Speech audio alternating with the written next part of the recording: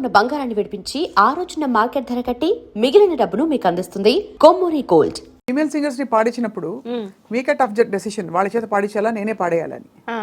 అంటే అంత బాగా పాడతారు కాబట్టి మీరు. అవును, అయినా కానీ నేను నా పాటలు పాడడానికి నేను ఎక్కువ ఇష్టపడను. అంటే నా పాట ఇంకా బెటర్ గా ఉండాలని కోరుకునే పర్సన్. మీరు ట్రాక్ మీరే పాడించేవారా మీ సింగర్స్ అందరికి? చేసిన మ్యూజిక్ డైరెక్షన్ అంతా కూడా ఆఫ్ కోర్స్ నేనే ట్రాక్ పాడేసేదాన్ని. ట్రాక్ పాడేసిన తర్వాత ఈవెన్ చిత్రమ్మ గానీ లేకపోతే శ్రేయ గానీ ఇంకెందుకు నేను పాడడం బాగుంది కదా అని ఎన్నోసార్లు అన్నారా? చిత్రం అయితే ఎందుకంటే కొన్ని కొన్ని ఏమంటారు కొన్ని కొన్ని పైన నొటేషన్స్ లో చిత్రం గారి వాయిస్ లాగే ఉంటుంది ఇంచుమించు. సో ఆవిడ చాలాసార్లు అన్నారు, ఎస్పెషల్లీ నువ్వు పాడేయచ్చు కదా, నన్ను ఎందుకు పాడమంటే ముద్దు ముద్దుగా మాట్లాడతారు ఆవిడ. సో ఇట్లా ఎస్పెషల్లీ పవిత్రాలో సుకుమార రారా సాంగ్ నేను పాడనంటే పాడను, చాలా బాగుంది. ఒకసారి పాడరా ఆ సాంగ్.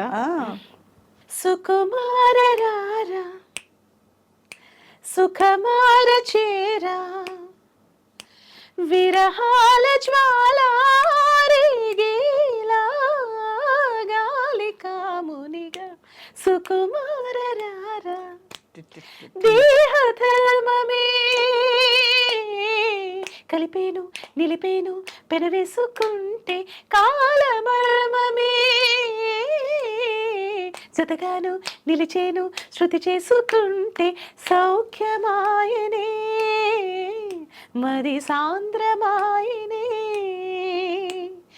ఇదే మగువని మదే చదవని తరరానన మందార మకరంద మాధుర్యమాయేను ప్రణయ సూత్రమే రా సుకుమార. అసలు ఇంత బ్రహ్మ పదార్థం లాంటి ఒక కాంప్లెక్స్ ట్యూన్ ఎలా తడుతుంది? ఏమో సుసుకు ఆ చిన్న చిన్న జిలుగులు గమకలు, తర్వాత మళ్ళీ అప్స్ అండ్ డౌన్స్ ఆ తాళంలో మళ్ళీ అదే ఇదే ఇదే అని ఎలా కుదురుతాయి అసలు? ఆ లాస్ట్ లో ఆవిడ అంటారు, మీరు పాట వింటే ఆ పాట అంతా అయిపోయిన తర్వాత సుకుమార్ అవన్నీ నేను చెప్పడం అంటే బేసిక్గా ఆ ఫీల్ ఉండాలి మనలో. ఆ ఫీల్ లేకపోతే ఇది కరెక్ట్గా నేను 15 నిమిషాల్లో కంపోజ్ చేశాను. ఎందుకంటే నాకు సాంగ్ అర్జెంటు, షూట్ అర్జెంటు, నేనేమో యుఎస్ వెళ్ళిపోవాలి ఇది ప్రోగ్రామ్కి. నాకు జనార్దన్ మహర్షి గారు నువ్వేం చేస్తావో నాకు తెలియదు, ఇచ్చేసి వెళ్ళిపోన్నారు. ఈవినింగ్ ఫ్లైట్ నాకు, మధ్యాహ్నం కంపోజ్ చేసి టకటక పల్లవి చరణం వస్తుంది. నేను వచ్చేసరికి ఫీడింగ్ అయిపోయింది ఫోన్లోనే బీజమ్స్ అన్ని చెప్పేసి. అలాగా అందులో నాకు ఒక్కటి చెప్పాలి, ఈ సాంగ్లో హైలైట్ ఏంటంటే పాటంతా ఒక ఎత్తు, బిగినింగ్ సాకి దాని తర్వాత వచ్చే వీణ బిట్టు. ఫణినారాయణ గారు తెలుసు కదా మీకు, వీణా ఫణినారాయణ గారు అసలు ఎక్స్ట్రాడినరీ. ఆయన ఇప్పటికీ తలుచుకుంటారు. నేను ఎన్నో వేల పాటలు వాయించాను కానీ this is the one of the my best veena bit అని. మొన్న ఇంటర్వ్యూ చేశారా? సూపర్ ప్లేయర్ అండి, నాకు ఎంత బాగా ఇష్టమో. అది ఎలా అంటే అది కూడా నేను జనరల్గా వీణ బిట్టు కానీ ఫ్లూట్ కానీ వాయించే చూపిస్తాను. వాయించండి పాడి చూపిస్తాను. కైండ్ ఆఫ్ ఒక్కసారి వచ్చిపో శృంగార వీణ సున్నితంగా మీటిపో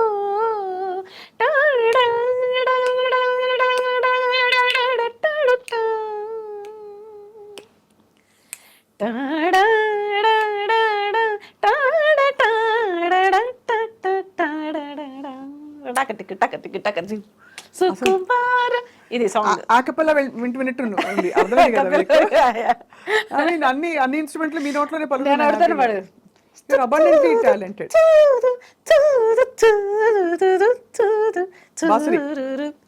ఫ్లూట్ అంటే అట్లా పాడి అనిపిస్తాను. So any instrument. సో మామూలు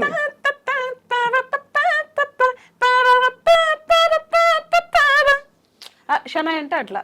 so kind of whatever ఏమో అలా అలవాటు అయిపోయింది. అదిరిపోతాను అసలు. ఇంత talent I don't know how many people have heard you మీరు ఇవన్నీ చేయడం. బట్ ఇంత టాలెంట్ పెట్టుకుని మీరు ఈదుకుంటూ రావడం అన్నది, నేను సంగీత దర్శకురాలనే అవుతా అనే క్లారిటీ ఎప్పుడు వచ్చింది శ్రీలేఖ మీకు?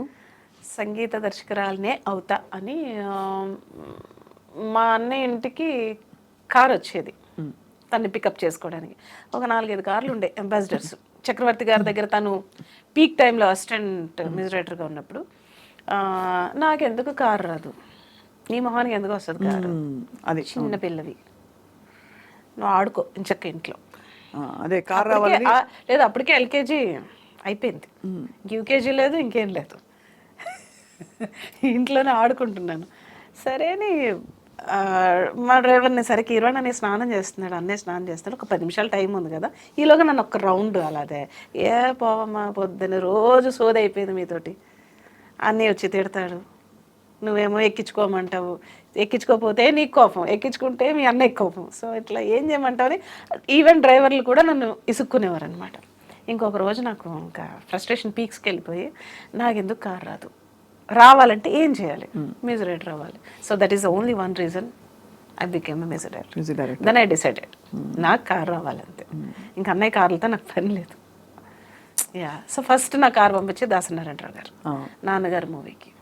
నాన్నగారు మూవీకి అప్పుడు మీరు అంటే అంతకుముందు దాసరి గారిని కలిసి మీరు ట్యూన్స్ పాటలు వినిపించారు? జస్ట్ ముందర రోజే కలిసాను, జస్ట్ బిఫోర్ డే ఈవినింగ్ కలిసి ఏమన్నారు? విజేంద్ర ప్రసాద్ గారు స్టోరీ చెప్పడానికి వెళ్ళారు, అది కూడా అదృచ్ఛికంగా జరిగిందే. నేను కూడా ఇంట్లో ఏముంటావు బోర్ కొడుతుంది, నాకు కూడా రా అని ఎక్కడికి వెళ్తే అక్కడికి తీసుకెళ్ళిపోయేవారు. నాకు చిన్న కీబోర్డ్ ఉండేది, బుల్లి కీబోర్డ్, ఎక్కడ పడితే అక్కడికి అది నేను చిన్న బ్యాగ్లో వేసుకుని వేళ్ళు కూడా ఇంతే ఉండే కదా, చిన్ని వేళ్ళు. సో ఈ పాప ఎవరు అంటేని మా అన్నయ్య గారు అమ్మాయి అని. ఏం చదువుతున్నావు అమ్మా అన్న, నేనేం చదువుకోవట్లేదు అని ఇట్లా అన్న ఫేసు.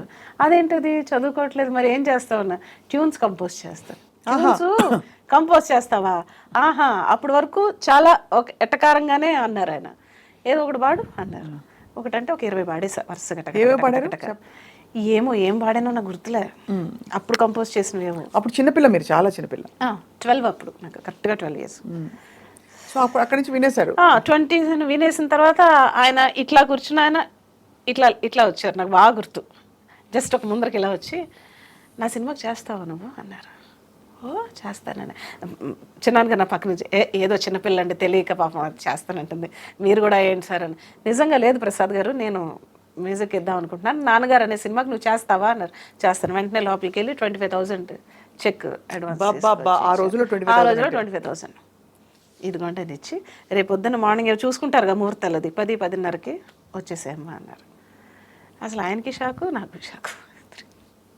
అందులో 25,000 రూపాయలు, 12 రూపాయలు. మళ్ళీ కార్ ఎక్కి వస్తుంటే కార్లో అడిగా చిన్నాను కానీ ఎంత వచ్చిందండి అన్నాను. 25,000 అమ్మా అని. ఎంత కూడా తెలియదు నాకు. ఇప్పుడు దీంట్లో ఎన్ని చాక్లెట్లు వస్తాయి, నాకు ఎన్ని బొమ్మలు వస్తాయి, ఎన్ని బట్టలు వస్తాయి, ఓ బోల్డ్ అని వస్తాయి. నువ్వు పాటలు బాగా చేస్తావు అంటే ఇంకా బోల్డ్ అని చాక్లెట్లు, బోల్డ్ అని ఐస్ క్రీమ్లు కొనుక్కోవచ్చా, అయితే ఓకే అనేసి నెక్స్ట్ డే వెళ్ళాను. వెళ్తే చిన్న దీవాన్ వేశారు. గురుగారేమో ఇలాంటి పెద్ద సోఫాలు ఆయన మాత్రం కూర్చున్నారు, పక్కన జీడిపప్పు బాదం పప్పులు అన్నీ ఉన్నాయి, తింటున్నారు అన్నమాట. అందరూ ఉన్నారు, భువన్ చంద్ర గారు ఉన్నారు, వందే మాగధ మొత్తం ఉంది. సిచ్యువేషన్ చెప్పారు ఇలాగా, ఒక డ్యూయట్, రాజ్ కుమార్ హీరో, ఆయనకి హీరో. ఆ రోజున గంగాధర్ శాస్త్రి గారు కూడా ఉన్నారు అక్కడ, మన భగవద్గీత గంగాధర్ శాస్త్రి గారు. సో అందరూ ఉత్కంఠతో ఎదురు చూస్తున్నారు, మొత్తం కళ్ళన్నీ నా మీద ఉన్నాయి అనమాట. సో నేను ఏం పట్టించుకోలేదు, ఆయన ఏం చెప్తున్నారు సిచ్యువేషన్ అని. సో నేను మళ్ళీ ఈవినింగ్ వస్తాను, ఈవినింగ్ వచ్చేసరికి ట్యూన్ రెడీ చేసి ఉంచున్నారు. అక్కర్లేదండి 10 నిమిషాలు ఇవ్వండి నాకు చాలు. అదేంటి 10 నిమిషాలు, టేక్ యువర్ ఓన్ టైము అన్న. అక్కర్లేదండి 10 నిమిషాలన్నా. నేనేదో ప్రతి ట్యూన్కి ఫస్ట్ అమ్మవారిని సౌందర్యలహరి శ్లోకం చదువుకుని జస్ట్ ఇలా అన్నాను. రెడీ అన్నాను. నాకు ఒక తబలా ప్లేయర్ ఉండేవారు, గిరిజాపతి అని అనేసి ఫస్ట్ సాంగ్ కంపోజ్ చేసి వినిపించాను. క్లాప్స్ అందరూ, ఒకటే ట్యూన్, ఓకే అక్కడికక్కడే. సో అది మరి ఆ సాంగ్ నెక్స్ట్ డేనే ఏవిఎంజీలో రికార్డింగ్ పెట్టేశారు. అబ్బో, ఇంత చిన్నపిల్లకి చెప్పడం ఎలాగా? సింగర్లు ఎవరు పాడాలి ఏమిటి అంటే ఆ సాంగ్ మాత్రం గురుగారే చెప్పారు, ఈ సాంగ్ గంగాధర్ శాస్త్రి గారు పాడతారు ఫస్ట్. సో ఆయన చేత ఫస్ట్ సాంగ్ ఆయనే పాడారు. పద్మప్రియ అని ఇంకొక కొత్త అమ్మాయి, ఇద్దరు కలిపి పాడారు ఆ సాంగ్ ని. So great experience. ఆ పాట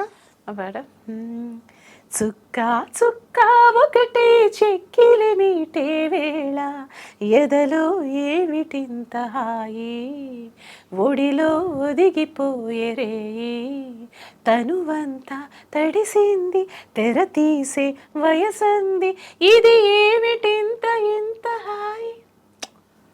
ఎంత బాగుంది, ఎంత బాగుంది, ఎంత బాగుందో. This first song. అది ఆ రాగం ఎంపిక మొదలుకొని అది మీకు సహజంగా ఐ థింక్ వాతావరణం మరి అలా కటాక్షం వచ్చేస్తుందో అర్థం కావట్లేదు శ్రీవక్క గారు. అంటే ఈ రాగంలో చేయాలని నేను అనుకోనండి, but I going to that situation. ఆ హీరోయిన్ లోపలికి, ఆ హీరో లోపలికి వాళ్ళే నేనైతే ఎలా రియాక్ట్ అవుతాను అన్నదే సాంగ్. సో అలా అక్కడ నుంచి there was no looking back అని చెప్పొచ్చు. కష్టాలు పడ్డారా? డెఫినెట్లీ. ఆ తర్వాత ఏం జరిగింది, అదంతా అయిపోయింది, మొత్తం ఇండస్ట్రీ అంతా వచ్చారు ఆ రికార్డింగ్కి, చిరంజీవి గారితో సహా. అసలు ఎలా చేస్తుంది చిన్న ఇండస్ట్రీ తరలొచ్చింది అని చెప్పాలి ఒక మాటలో. రజనీకాంత్ గారు మొత్తం బాబా మొత్తం అసలు ఒక చిన్నపిల్ల చేస్తుందంటే ఎందుకు వీళ్ళందరూ వచ్చారు, నేను ఎలా చూస్తున్నా ఏం పట్టించుకోలేదు నేను మొత్తం. ఇంకా ఫోటో ఉంది, ఆ ఫోటో కూడా ఉంది నా దగ్గర. మొన్న ప్రభు గారు ఇచ్చారు నాకు, రిపోర్టర్ ప్రభు గారు. సో ఆయన ఉన్నారు అప్పుడు. సో చేస్తుంటే ఆ తర్వాత ఆయనకేమో వినపడి, ఏది ఇది శ్రీలేఖ కంపోజ్ చేయట్లేదు, కిరవాణిగా ఇంట్లో తను చేస్తుంటే అక్కడికి వచ్చి ఊరికే టక్ టక్ టక్ అని పాడేస్తుంది అని. అలాంటి ఒక టాకు గురుగారి చెవిలో పడింది. పెడితే ఆయనకి కోపం వచ్చేసింది. కోపం వచ్చేసి ఏదో ఎమర్జెన్సీ మీటింగ్ అంటారు కదా, అలాగే ఒక ప్రెస్ కాన్ఫరెన్స్, ఎమర్జెన్సీ కాన్ఫరెన్స్ విజయవాడలో ఏర్పాటు చేశారు. విజయవాడలో హోటల్లో మళ్ళీ ఒక పెద్ద దీవాను, నేను మధ్యలో హార్మోనియం పెట్టి గురుగారు అక్కడ కూర్చుని అసలు సంబంధం లేని సిచ్యువేషన్స్ చెప్పి ఇప్పుడు వినండి టక టక టక ఆయన చెప్పడం, నేను కంపోజ్ చేయడం, చెప్పడం, కంపోజ్ చేసింది. ఇంకొకసారి నాకు ఇలా వినపడకూడదు. సో షీఈస్ టాలెంటెడ్ అని. సో ఇప్పుడు చెప్తాను, అంత నమ్మకం పెట్టుకున్నారు నా మీద అసలు. అది ఇప్పుడు చెప్తున్నాను మీకు వన్స్ అగైన్, మన వైపు నుంచి హ్యాపీ బర్త్డే టు యూ. అయ్యో బాబోయ్, ఇది హ్యాపీ బర్త్డే అనమాట.